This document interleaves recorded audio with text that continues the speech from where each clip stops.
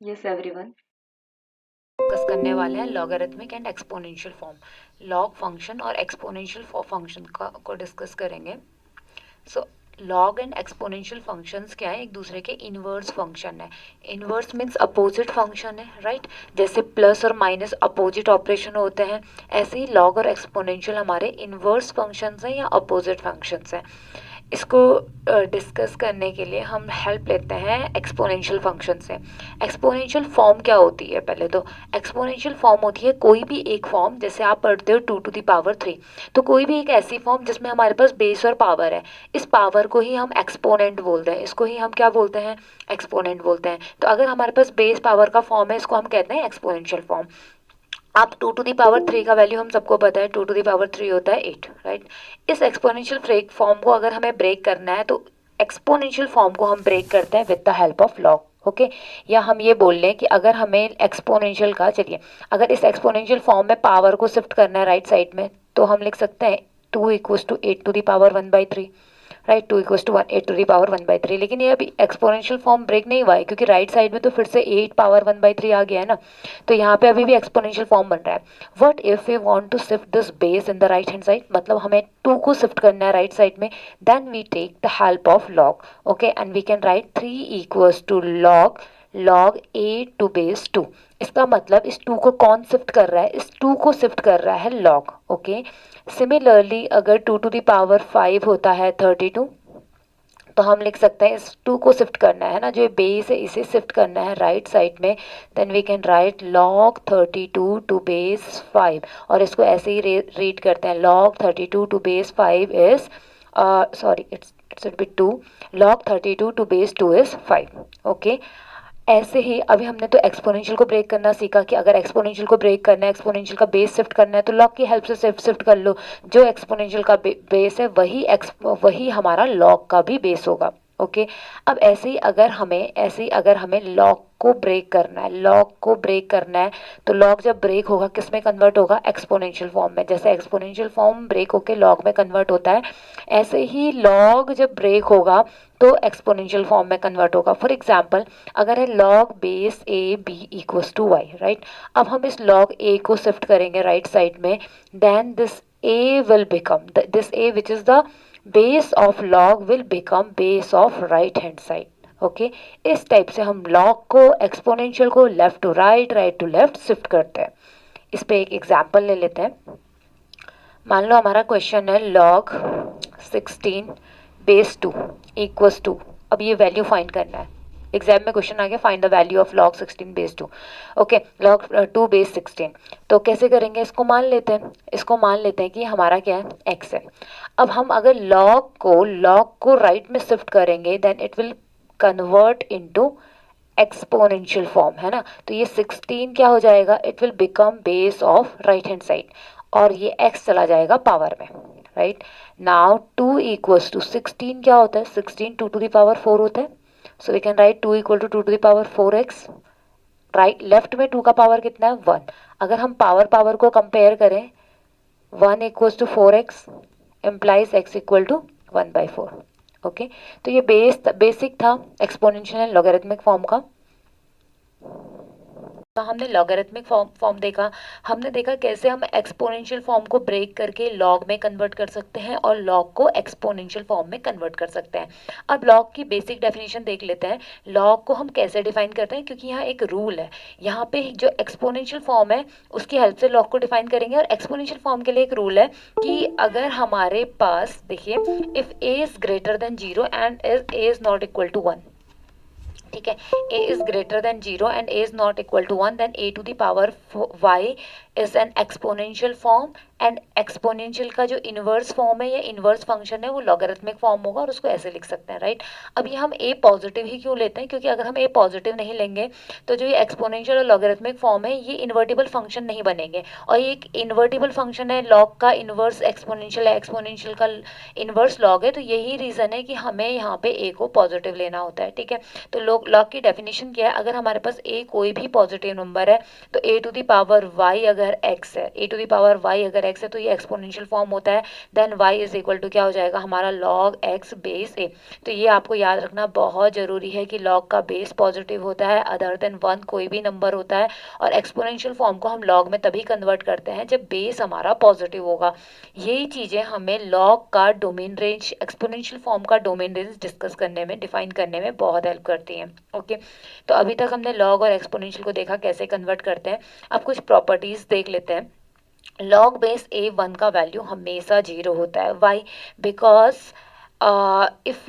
if we take a to the power 0, right, a to the power 0 is always 1 for any real number a। अब अगर आप इस a को shift करो right side में, then it will become log 1 to base a, log 1 to base a। तो हमने exponential form देखा, हमने लॉगरिथमिक फॉर्म देखा, हमने देखा कैसे हम एक्सपोनेंशियल फॉर्म को ब्रेक करके लॉग में कन्वर्ट कर सकते हैं और लॉग को एक्सपोनेंशियल फॉर्म में कन्वर्ट कर सकते हैं। अब लॉग की बेसिक डेफिनेशन देख लेते हैं। लॉग को हम कैसे डिफाइन करते हैं, क्योंकि यहाँ एक रूल है, यहाँ पे जो एक्सपोनेंशियल फॉर्म है उसकी हेल्प से लॉग को डिफाइन करेंगे। और एक्सपोनेंशियल फॉर्म के लिए एक रूल है कि अगर हमारे पास देखिए if a is greater than 0 and a is not equal to 1, ठीक है, a is greater than 0 and a is not equal to 1, then a to the power y is an exponential form, and exponential का जो inverse form है या inverse function है वो logarithmic form होगा, और उसको ऐसे लिख सकते हैं, राइट। अब ये हम a पॉजिटिव ही क्यों लेते हैं, क्योंकि अगर हम a पॉजिटिव नहीं लेंगे तो जो ये एक्सपोनेंशियल और लॉगरिथमिक फॉर्म है ये इन्वर्टिबल फंक्शन नहीं बनेंगे, और ये एक इन्वर्टिबल फंक्शन है, लॉग का इनवर्स एक्सपोनेंशियल है, एक्सपोनेंशियल का इनवर्स लॉग है, तो यही रीज़न है कि हमें यहाँ पे a को पॉजिटिव लेना होता है, ठीक है। तो लॉग की डेफिनेशन क्या है, अगर हमारे पास a कोई भी पॉजिटिव नंबर है तो a to the power y अगर x है, a to the power y अगर x है तो ये एक्सपोनेंशियल फॉर्म होता है, then y is equal to क्या हो जाएगा हमारा log x बेस a। तो ये आपको याद रखना बहुत ज़रूरी है कि log का बेस पॉजिटिव होता है अदर देन 1 कोई भी नंबर होता है, और एक्सपोनेंशियल फॉर्म को हम log में तभी कन्वर्ट करते हैं जब बेस हमारा पॉजिटिव होगा। यही चीज़ें हमें log का डोमेन रेंज, एक्सपोनेंशियल फॉर्म का डोमेन रेंज डिस्कस करने में, डिफाइन करने में बहुत हेल्प करती हैं। ओके, तो अभी तक हमने log और एक्सपोनेंशियल को देखा कैसे कन्वर्ट करते हैं। अब कुछ प्रॉपर्टीज देख लेते हैं। log बेस a 1 का वैल्यू हमेशा 0 होता है। Why? Because if we take a to the power 0, right, a to the power 0 is always 1 for any real number a। अब अगर आप इस a को शिफ्ट करो राइट साइड में, then it will become log 1 to base a, log 1 to base a, right। so we can write log 1 is always 0, चाहे base कुछ भी हो log 1 हमेशा क्या होता है 0। तो आपको कहीं भी log बेस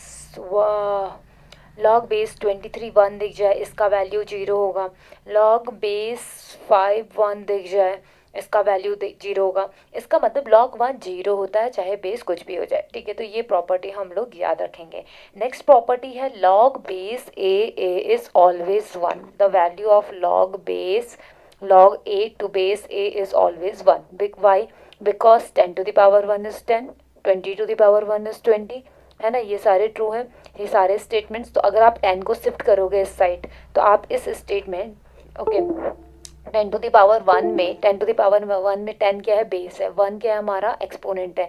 बेस को कैसे शिफ्ट करते हैं, लॉग की हेल्प से। तो यहाँ पे हम लिख सकते हैं 1 equal to log 10 to base 10, है ना। ये जो एक्सपोनेंट का बेस था, एक्सपोनेंशियल फॉर्म का बेस था, ये log का बेस बन गया 10, है ना।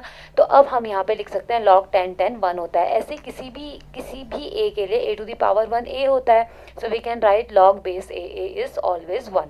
अब आपको कहीं पे भी क्वेश्चन में दिख रहा है log 5 5 1 हो जाएगा, log 16 16 ये भी 1 हो जाएगा, राइट। तो ये सेकेंड प्रॉपर्टी है।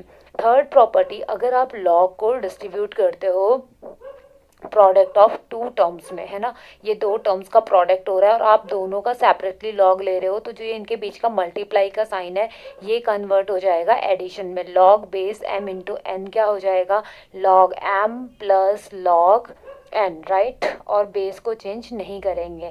फॉर एग्जाम्पल अगर हमारे पास है log बेस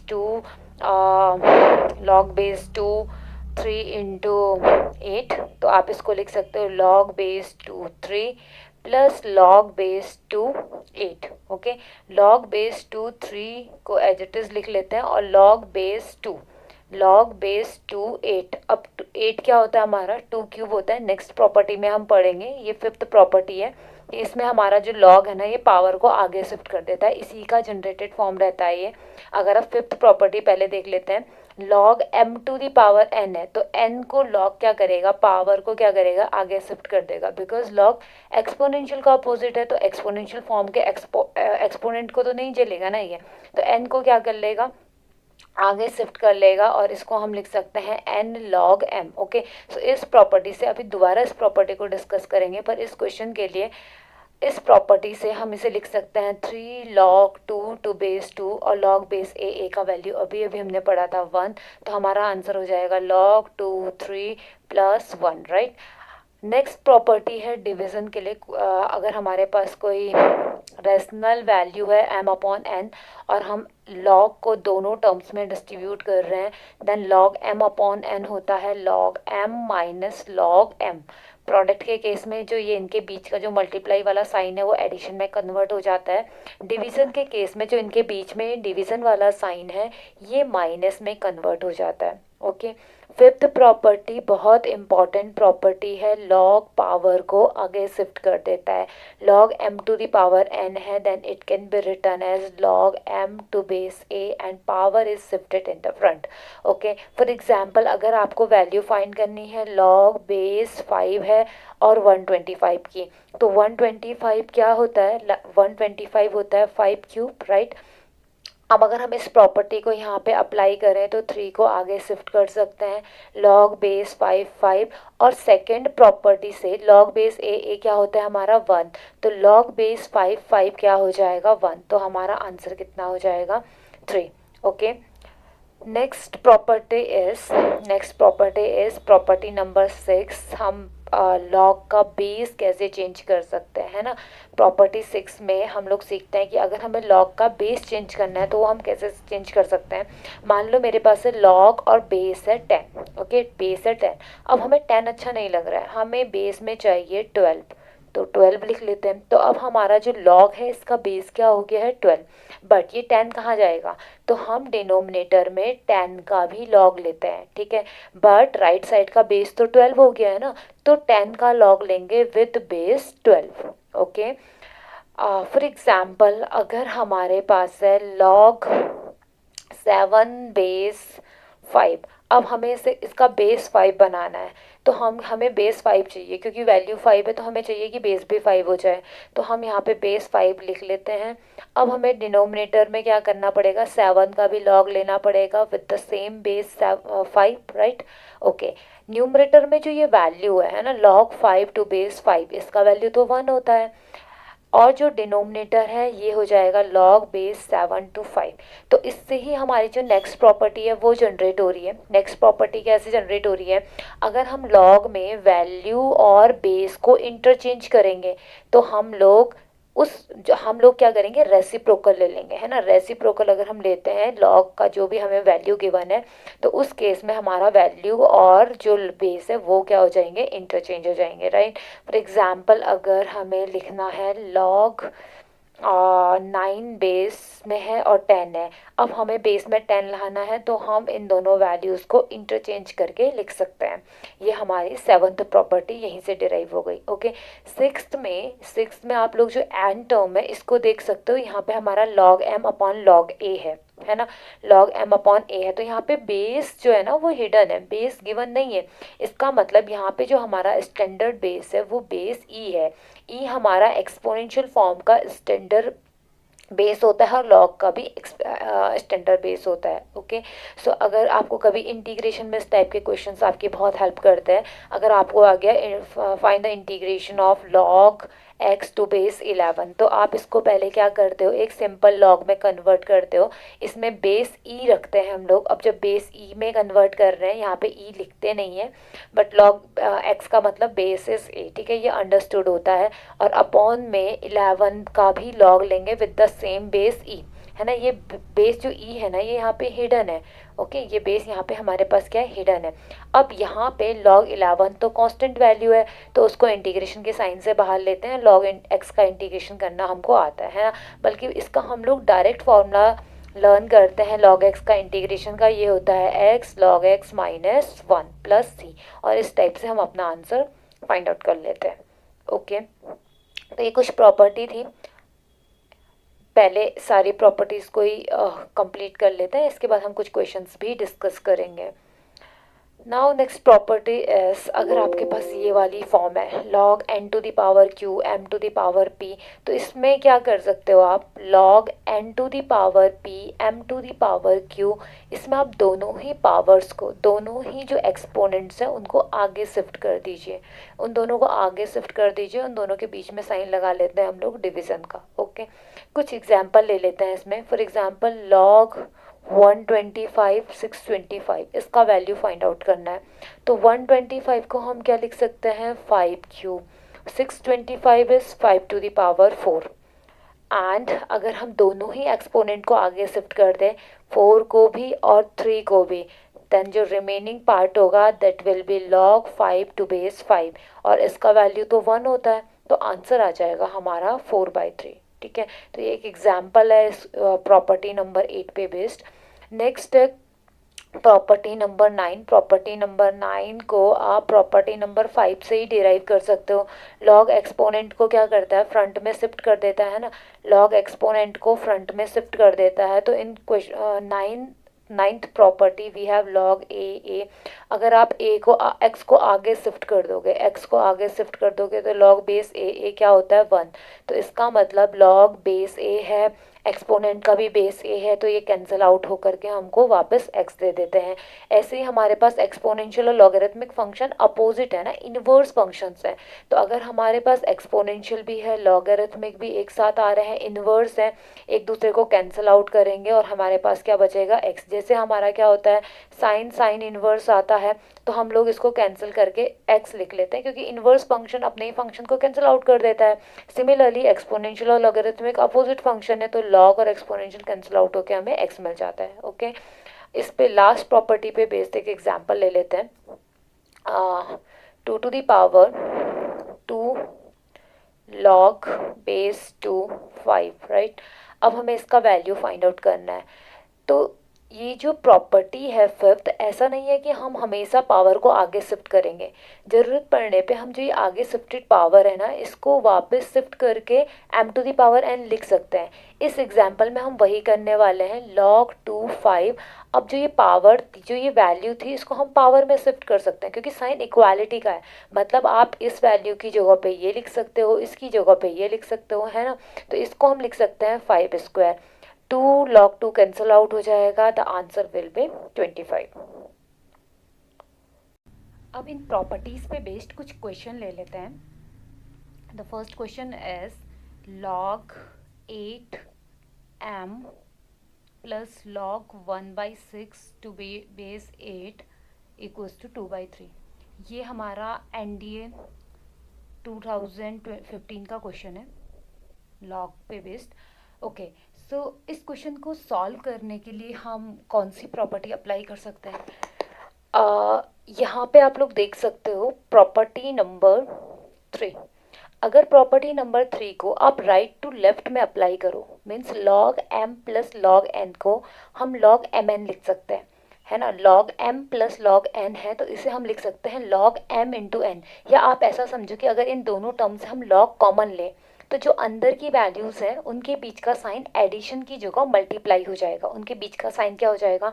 हम कौन सी प्रॉपर्टी अप्लाई कर रहे हैं, log base a m plus log base a n होता है।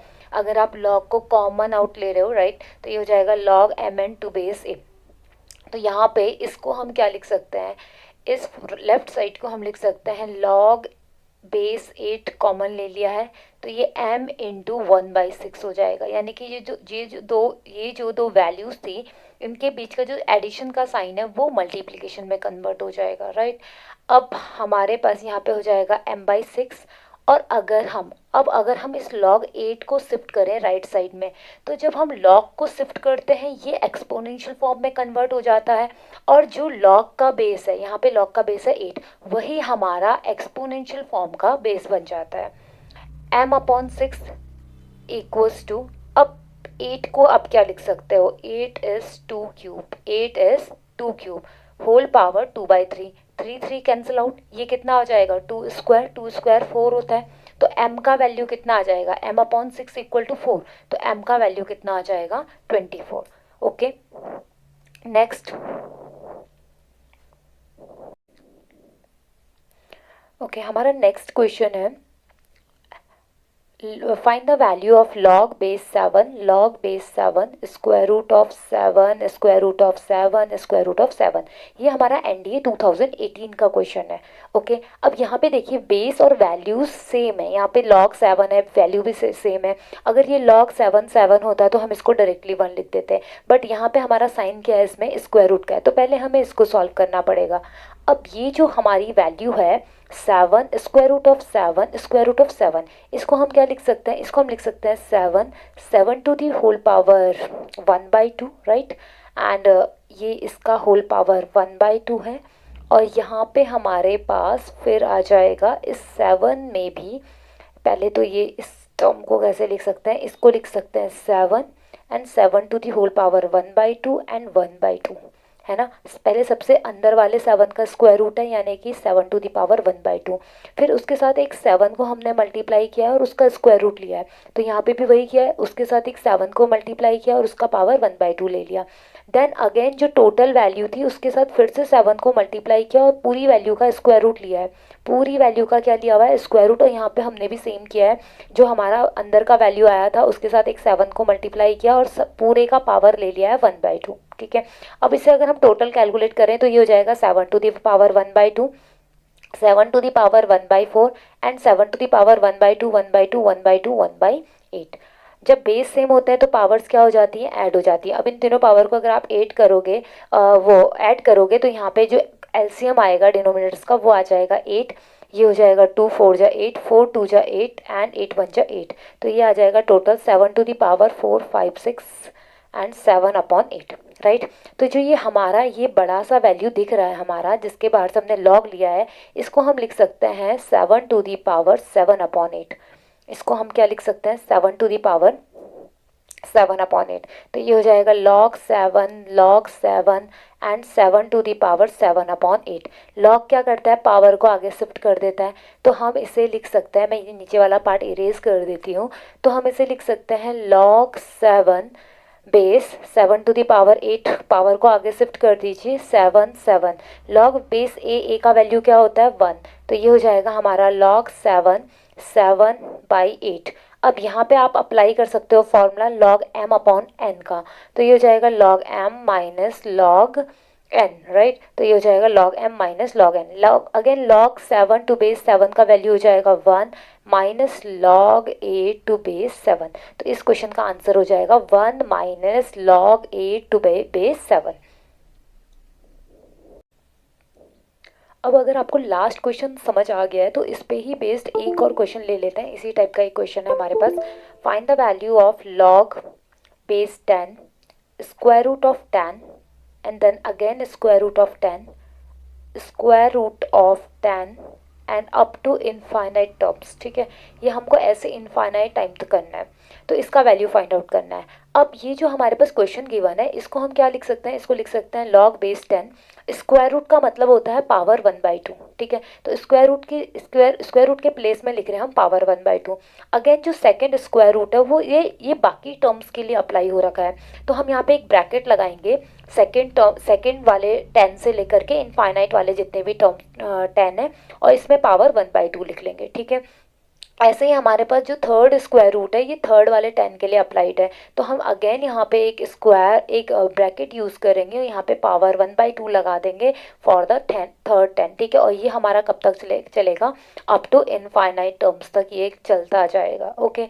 अब हम इसको क्या लिख सकते हैं, जो आउटर मोस्ट 10 है उसका पावर तो 1/2 है, उसके ब्रैकेट के साथ तो ओनली पावर 1/2 है, तो जो आउटर मोस्ट 10 है उसकी पावर हो जाएगी 1/2। जो सेकंड वाला 10 है, देखिए इसकी पावर क्या हो जाएगी, ये तो जो ये सेकंड वाला 10 है इसकी पावर हो जाएगी एक तो ये 1/2, और जब उसका आप होल 1/2 करोगे तो वो कितना हो जाएगा 1/4। ऐसे ही जो थर्ड वाला 10 होगा उसकी पावर हो जाएगी 1/8, फोर्थ वाले की हो जाएगी 1/16 एंड अप टू इन्फिनिटी, ये चलता जाएगा। Now we have log base 10, and जब बेस सेम होते हैं तो पावर्स को हम ऐड कर सकते हैं, तो ये हो जाएगा 1/2 plus 1/4 plus 1/8 plus 1/16 up to infinity. और आप देखो जो ये पावर है ना, ये पावर हमारे पास क्या है, ये है हमारा sum of infinite terms of a GP. ठीक है, sum of infinite terms of a GP का फॉर्मूला क्या होता है, a अपॉन 1 माइनस आर होता है। तो यहाँ पे a क्या है हमारा, फर्स्ट टर्म क्या है हमारा, यहाँ पे 1/2 है, तो यहाँ पे हम फर्स्ट टर्म की वैल्यू पुट कर लेते हैं 1/2, और कॉमन रेशियो क्या है वो भी 1/2 है, राइट। तो ये वैल्यू कितनी आ जाएगी हमारी 1/2 1 माइनस 1/2 1/2 हो जाएगा, 1/2 1/2 कैंसिल आउट, तो ये हो जाएगा लॉग बेस 10 10, और इसका आंसर आ जाएगा 1। Okay, now the next question is solve log base 4 x square plus x minus log base 4 x plus 1 equal to 2। solve मतलब इसमें आपको x का वैल्यू फाइंड आउट करना है। ओके, अब यहाँ पे हमें क्या दिख रहा है, log का दोनों log का बेस सेम है, तो यहाँ पे हम कौन सी प्रॉपर्टी अप्लाई कर सकते हैं, यहाँ पे हम ये फोर्थ प्रॉपर्टी अप्लाई कर सकते हैं, log m माइनस n क्या होता है log m अपॉन n। तो अगर हम ये प्रॉपर्टी अप्लाई करें राइट टू लेफ्ट में, then this term can be written as, this left side can be written as log x square plus x to base 4 divided by x plus 1 equals to 2। अब यहाँ जो numerator है ये आपके पास x square plus x, इसमें से आप x कॉमन ले सकते हो, the remaining part is x plus 1 log base 4 2 equals to 2। ये कैंसिल आउट हो जाएगा, ये 4 को अगर आप राइट में शिफ्ट करो तो ये हो जाएगा 4 स्क्वायर, और x का वैल्यू आ जाएगा हमारा 4 का स्क्वायर कितना होता है 16। Okay, so the answer is, the solution is x equal to 16। Now the next question is find the value of log 128 to base 8।